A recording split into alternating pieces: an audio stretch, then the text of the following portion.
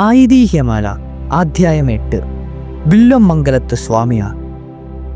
ഈശ്വരന്മാരെ മാംസചക്ഷുസ് കൊണ്ട് കാണാമായിരുന്ന ദിവ്യനായിരുന്ന വില്വമംഗലത്ത് സ്വാമിയാരെ കുറിച്ച് കേട്ടിട്ടില്ലാത്തവർ കേരളീയരിൽ അധികം പേരുണ്ടായിരിക്കുമെന്ന് തോന്നുന്നില്ല. ഈ സ്വാമിയാർ നിമിത്തം കേരളത്തിൽ അനേകം ക്ഷേത്രങ്ങളും ഏർപ്പാടുകളും ഉണ്ടായിട്ടുണ്ട്. അവയെക്കുറിച്ച് കേട്ടിട്ടില്ലാത്തവരും ചിലപ്പോൾ ഉണ്ടായിരിക്കാം. അങ്ങനെയുള്ളവരുടെ അറിവിലേക്കായി ഇവിടുന്ന് അറിവ് കിട്ടിയിട്ടുള്ള ചില സംഗതികൾ പറഞ്ഞുകൊള്ളുന്നു. ഒരിക്കൽ ഒരു വൃശ്ചിക മാസത്തിൽ കാർത്തിക നാൾ വില്വമംഗലത്ത് സ്വാമിയാർ തൃശ്ശൂർ വടക്കുന്നാഥ ക്ഷേത്രത്തിൽ ദർശനത്തിനായിട്ട് ചെന്ന സമയം ഭഗവാനെ ശ്രീകോവിലിനകത്ത് കാണുവാനില്ലായിരുന്നു. ഭഗവാനെ കാണാതെ വന്നിക്കുന്നത് എങ്ങനെയെന്ന് വിചാരിച്ചു സ്വാമിയാർ ഉടനെ ക്ഷേത്രത്തിൽ നിന്ന് പുറത്തിറങ്ങി പ്രദക്ഷിണത്തിനായി ചെന്നപ്പോൾ ഭഗവാൻ തെക്കേ മതിൽമേൽ കയറി തെക്കോട്ട് തിരിച്ചിരിക്കുന്നതായി കണ്ടു. ഉടനെ സ്വാമിയാർ അവിടെ ചെന്ന് വന്ദിച്ചിട്ട് ഇതെന്താണ് ഇവിടെ എഴുന്നള്ളിയിരിക്കുന്നത് എന്ന് ചോദിച്ചു. അപ്പോൾ ഭഗവാൻ, നമ്മുടെ പ്രിയതമയായ കുമാരനല്ലൂർ കാർത്യായനി കുളിയും കഴിഞ്ഞു വരുന്ന ആഡംബരവും ആഘോഷവും കാണുന്നതിനായിട്ടാണ് ഞാൻ ഇവിടെ വന്നിരുന്നത്. ഇങ്ങനെ അരുളി ചെയ്തു. ഉത്സവത്തിന്റെ അവസാന ദിവസം എല്ലാ സ്ഥലങ്ങളിലും ഉള്ളതുപോലെ ആറാട്ട് രാത്രിയിലെങ്കിലും കുമാരനല്ലൂർ ഉത്സവത്തിൽ എല്ലാ ദിവസവും രാവിലെ ഒരു ആറാട്ട് കഴിഞ്ഞ് കേമമായിട്ട് എഴുന്നള്ളത്തും പതിവുണ്ട്. അതിന്റെ പ്രാധാന്യവും കേമത്വവും 9 മാസവാദ്യമായ കാർത്തിക നാൾ അധികവുമുണ്ട്. അന്നു മുതൽ ആണ്ടുതോറും വൃശ്ചിക മാസത്തിൽ കാർത്തിക നാൾ തൃശ്ശൂർ വടക്കുനാഥന് രാവിലെ ഒരു പൂജ തെക്കേ മതിന്മേൽ വെച്ച് പതിവായി. ആണ്ടുതോറും ഭഗവാൻ കാർത്തിക നാൾ കുമാരനല്ലൂർ ഭഗവതിയുടെ എഴുന്നള്ളത്ത് കാണുന്നതിനായിട്ട് ആ മതിലിന്മേൽ എഴുന്നള്ളിയിരിക്കുമെന്നാണ് സങ്കല്പം. ഈ സംഗതി ജനങ്ങൾ അറിയുന്നതിനും മറ്റും കാരണഭൂതൻ ഈ സ്വാമിയാണെന്ന് വിശേഷിച്ച് പറയേണ്ടതില്ലല്ലോ. ഒരഷ്ടിമ നാളിൽ വില്വമംഗലത്ത് സ്വാമിയാർ വൈക്കത്ത് ക്ഷേത്രത്തിൽ ദർശനത്തിനായി ചെന്ന സമയം അമ്പലത്തിനകത്ത് നിറച്ച് ബ്രാഹ്മണർ ഊണ് കഴിച്ചുകൊണ്ടിരിക്കുകയായിരുന്നു.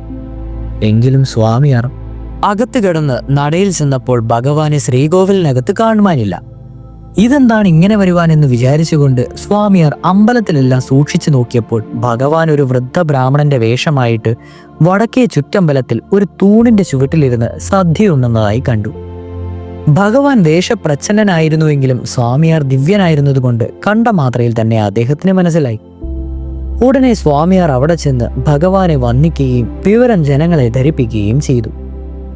അന്നു മുതൽ വൈക്കത്ത് ക്ഷേത്രത്തിൽ സദ്യയുള്ള ദിവസങ്ങളിലെല്ലാം ആ തൂണിന്റെ അടുക്കൽ ഭഗവാൻ എന്ന് സങ്കല്പിച്ച് ഒരില വെച്ച് സകല വിഭവങ്ങളും വിളമ്പുക പതിവാകുകയും വൈക്കത്ത് അഷ്ടമിക്ക് വടക്കേച്ചേറ്റിലിരുന്ന് ഊണ് കഴിക്കുക വളരെ മുഖ്യമായിട്ടുള്ളതാണെന്ന് ബ്രാഹ്മണർക്കൊരു വിശ്വാസം ജനിക്കുകയും ചെയ്തു. ഇപ്രകാരം തന്നെ വില്വമംഗലത്ത് സ്വാമിയാർ സ്വാമി ദർശനത്തിനായി ഒരു ഉത്സവകാലത്ത് അമ്പലപ്പുഴ ചെല്ലുകയുണ്ടായി. അവിടെയും സ്വാമിയാർ അമ്പലത്തിൽ ചെന്നപ്പോൾ ഭഗവാൻ ശ്രീകോവിലിനകത്തില്ലായിരുന്നു. സ്വാമിയാർ പ്രദക്ഷിണമായി ചെന്നപ്പോൾ ഭഗവാൻ ഒരു പട്ടരുടെ വേഷമിട്ടാണ് നാടകശാലയിൽ മാരാരുടെ സദ്യയ്ക്ക് വിളമ്പിക്കൊണ്ട് നിൽക്കുന്നതായി കണ്ടു. ഉടനെ സ്വാമിയാർ അവിടെ ചെന്ന് വന്ദിച്ചിട്ട്, ഇവിടെ വെക്കുവാനും വിളമ്പാനും ഒക്കെ ധാരാളം ആളുകളുണ്ടല്ലോ, പിന്നെ അവിടുന്ന് കൂടി ഇങ്ങനെ കഷ്ടപ്പെടുന്നത് എന്തിനാണ് എന്ന് ചോദിച്ചു. അപ്പോൾ ഭഗവാൻ, ഇവർ, അതായത് മാരാന്മാർ, നമ്മുടെ ഉത്സവം ഭംഗിയാക്കുവാനായിട്ട് വളരെ അധ്വാനം ചെയ്യുന്നവരാണ്. ഇവർക്ക് തൃപ്തിയാകും വണ്ണം ഭക്ഷണം കൊടുക്കുക എന്നുള്ളത് നമുക്ക് വളരെ സന്തോഷകരമായിട്ടുള്ളതാണ്.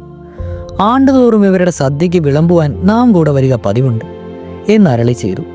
അന്നു മുതൽക്കാണ് അമ്പലപ്പുഴ ഉത്സവത്തിൽ നാടകശാലയിൽ മാരാന്മാരുടെ സദ്യയ്ക്ക് ഇത്ര പ്രാധാന്യം സിദ്ധിച്ചത്.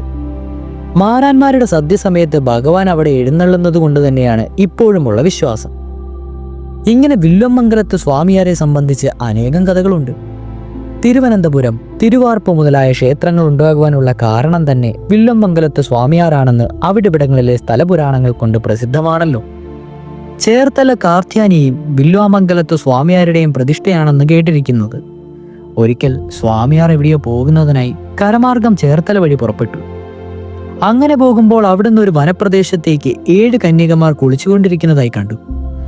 ഈ കന്യകമാരെ കണ്ടപ്പോൾ തന്നെ ഇവർ കേവലം മാനുഷികളല്ലെന്നും ദിവ്യ സ്ത്രീകളാണെന്നും തോന്നുകയാൽ സ്വാമിയാർ അടുത്തു ചെന്നു. ഉടനെ അവർ 7 പേരും അവിടെ നിന്ന് ഓടിത്തുടങ്ങി. സ്വാമിയാരും പിന്നാലെ ഓടി. കന്യകമാർ 7 പേരും ഓടിച്ചെന്ന് ഓരോ കുളത്തിൽ ചാടി. സ്വാമിയാരും പിന്നെ ചാടി. ഓരോരുത്തരെ പിടിച്ച് ഓരോ സ്ഥലത്തിലെത്തി. ഒടുക്കം 7ാമത്തെ കന്യക ചാടിയത് ഒരു ചേറുള്ള കുളത്തിലായിരുന്നതിനാൽ ആ കന്യകയുടെ തലയിലൊക്കെ ചേറായി. ആ കന്യകയെ സ്വാമിയാർ എടി ചേറ്റിൽ തലയായോളെ എന്ന് വിളിച്ചു. അതും പറഞ്ഞുകൊണ്ട് ആ കന്യകയും പിടിച്ചു കയറ്റി അവിടെ ഇരുത്തി. ചേറ്റിൽ തലയായതുകൊണ്ട് ചേർത്തല ഭഗവതി എന്ന് ആ ഭഗവതിക്കും ചേർത്തല എന്ന് ആ ദേശത്തിന് നാമം സിദ്ധിച്ചു.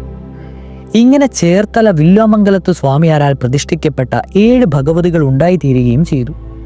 അതിൽ 7ാമത്തേതായി പ്രതിഷ്ഠിക്കപ്പെട്ട ദേവിയാണ് പ്രസിദ്ധപ്പെട്ട സാക്ഷാൽ ചേർത്തല കാർത്യായനി. പ്രതിഷ്ഠാ സമയത്ത് സ്വാമിയാർ അസഭ്യ വാക്ക് പറഞ്ഞതുകൊണ്ടാണ്, പ്രതിഷ്ഠിച്ചതിനാലാണ് ഇന്നും ആ ദേവിക്ക് അസഭ്യങ്ങളായ പാട്ടുകളും ശകാരങ്ങളുമൊക്കെ സന്തോഷങ്ങളായി തീരുന്നത്. ചേർത്തല പൂരത്തിന്റെ പാട്ടുകൾ പ്രസിദ്ധമാണല്ലോ.